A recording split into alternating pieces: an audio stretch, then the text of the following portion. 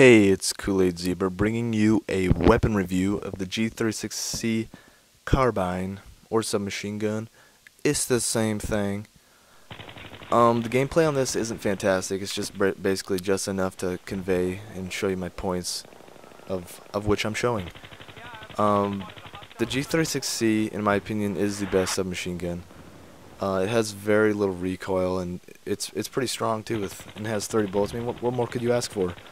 The iron sights on the G36C are very usable too. The aim down sights is good. I mean, like it's kind of small to look through, but it's manageable. The aimer pointer is like very thin too, so I mean you can be very accurate and you can actually get pretty long range shots too. The G36 itself is very reliable too. The recoil kind of counteracts itself, so I mean you're just gonna be like bouncing back and forth, and you pretty much stay on target. If you snap on target, you'll get the kill. It can be kind of bulky, but I mean you shouldn't be running around aimed in anyways. You'll be fine if you don't do that.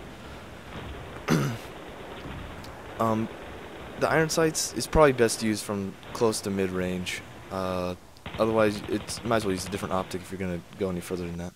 But moving on to close-range optics like the red dot sight, it's a step up. It kind of clears things up. I mean, you can be a little bit more precise and accurate. If there's people, if there's obstacles in the way, you need to pick someone out. I mean, you can see a lot better with the red dot sight. The holographic sight, pretty much the same thing too. It's really close to the iron sights. For mid-range optics, like the PKA right here, I'm using. I think it's pretty much all preference based on this. I mean, there's a little bit more magnification, so the recoil is more evident.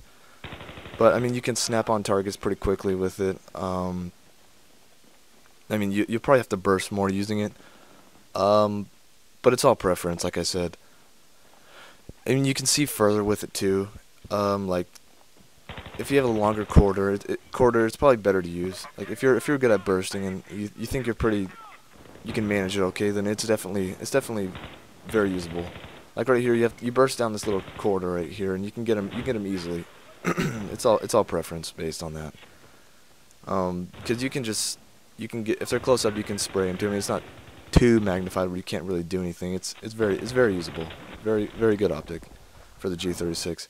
For long range, I do not recommend it at all. I do not prefer it. It's really hard to use. I mean, you have to burst it like right there.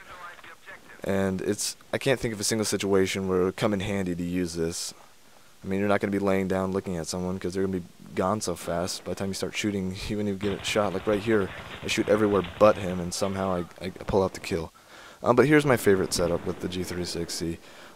Using close range optics with a grip and suppressor, you pretty much can't beat it. There's no real range difference when you slap on the suppressor. It gives it even less recoil, and you go around unnoticed too. Because see right there, like it stays on track too. I mean, it barely bounces around at all. It's definitely the best setup. And I hope this helped for the G36. So tell me what you think.